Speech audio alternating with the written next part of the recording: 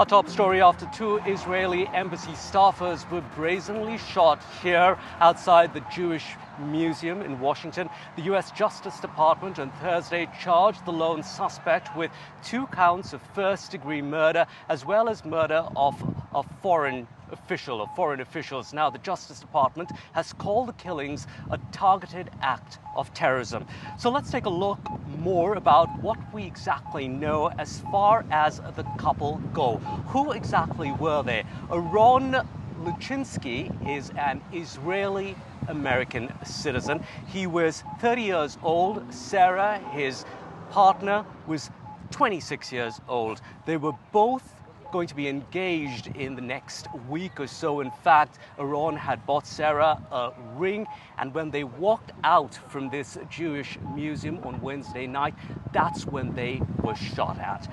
Now, we also need to tell you about how things actually unfolded that day. The suspect that we were telling you about, Ayelet Rodriguez, what exactly did he do? Well, he actually bought a ticket to an event at this museum that was to happen on Wednesday night. He bought that ticket just about 3 hours before that event could begin, and it was here that he paced back and forth on the street before seeing a group of 4 people. He then opened fire on 2 of them, Aaron and Sarah, and they were the ones who were killed. He fired multiple bullets against them or on them. Let's get you more on this story. We are now joined by Sarah's friend, Ayelet Razin. She joins us now from Israel with more.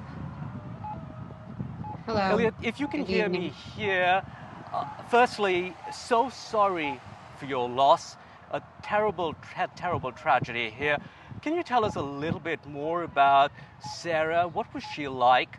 You've worked with her, you were friends with her. Tell us a little bit more of the kind of individual, the person she was. Well, I met Sarah. She was my colleague first and foremost. I'm a lawyer and I work on, ever since the October 7th terror attack, I've been collecting the evidence in regard to the conflict-related sexual violence that occurred that day and in captive.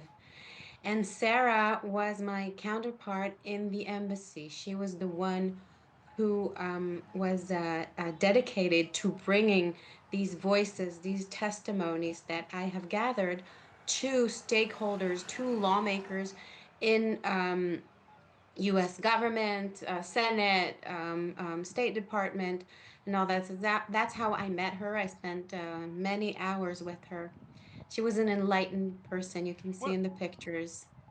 Um, and when was the last time you spoke to her? Did she tell you about this potential engagement that may have been in the works next week? No, and I have to say that from what I understand, she didn't know about the engagement either. He bought a ring, he didn't yet propose. So it's, another level of tragedy here. No, I wasn't aware that they were to be engaged. Indeed. Indeed, very, very hard here. Elliot, what about this whole incident? Of course, extremely shocking, very tragic. What is it that disturbs you most about what happened? Are you scared for other friends and colleagues that are here in the United States from being targeted as well? Yes, what is infuriating with this incident that it was no surprise. And I'll go further and say that the next anti-Semitic murder is also shouldn't be a surprise to anyone. It's just around the corner. It's not a question of if, it's a question of when. This is a peak of a long, very, very violent, very, very, a threatening series of events and protests and expressions and actions of violence in the United States, but not only, all over the world, where the spilling of blood of Jewish people, of Israeli people, is something that has been normalized, has been there's no, in the name of a politically correct and the different freedoms of rights and protests, violent expressions and violent actions are being standardized. And so we shouldn't be Right. surprised by this next level of violence that has been taken the life of my friend and her partner. Once again, very sorry for your loss. That was Elliot. She's joining us from Israel.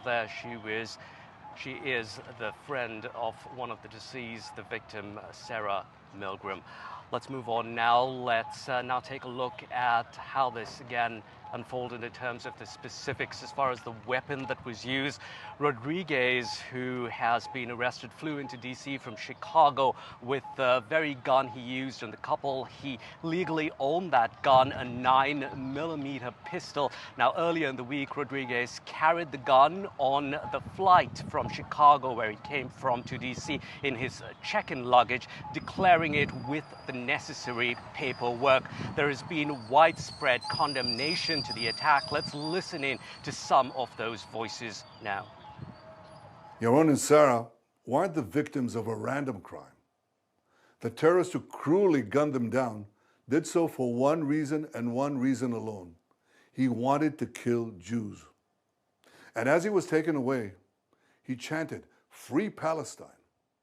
This is exactly the same chant we heard on October 7th. I say to President Macron, Prime Minister Carney, and Prime Minister Starmer, when mass murderers, rapists, baby killers, and kidnappers thank you, you're on the wrong side of justice. The evil of anti-Semitism must be eradicated from our society. I spoke to the Attorney General this morning. The Department of Justice will be prosecuting the perpetrator responsible for this to the fullest extent of the law. Hatred has no place in the United States of America under President Donald Trump. The president and the attorney general have both indicated that, in cases where the death penalty is warranted and seems appropriate, we will use it. It's far too early to say whether that is the case, but this is a death penalty eligible case. We're now joined by former FBI Special Agent Kenneth Gray. He has decades of experience in national security investigations. Gray is currently a criminal justice lecturer at the University of New Haven. Kenneth, thank you so much for your time here on Washington Watch. What, according to you, is one of the most disturbing parts about how the suspect, Ayelet Rodriguez, operated? Good to be with you, Allister. So I think the fact that this was such a banal attack, that is the banality of this, that Rodriguez did not know either one of these victims.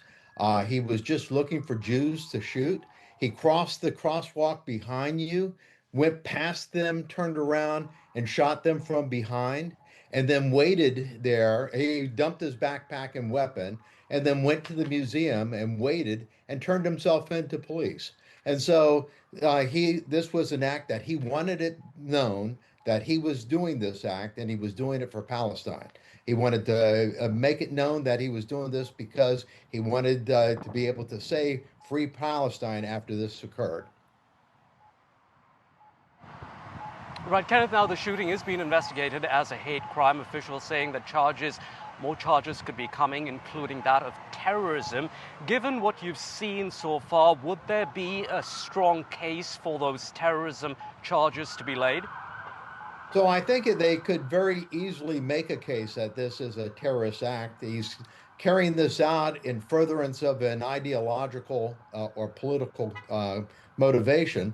And so you could make this case that it's terrorism, but these type of cases are often pursued as hate crimes instead.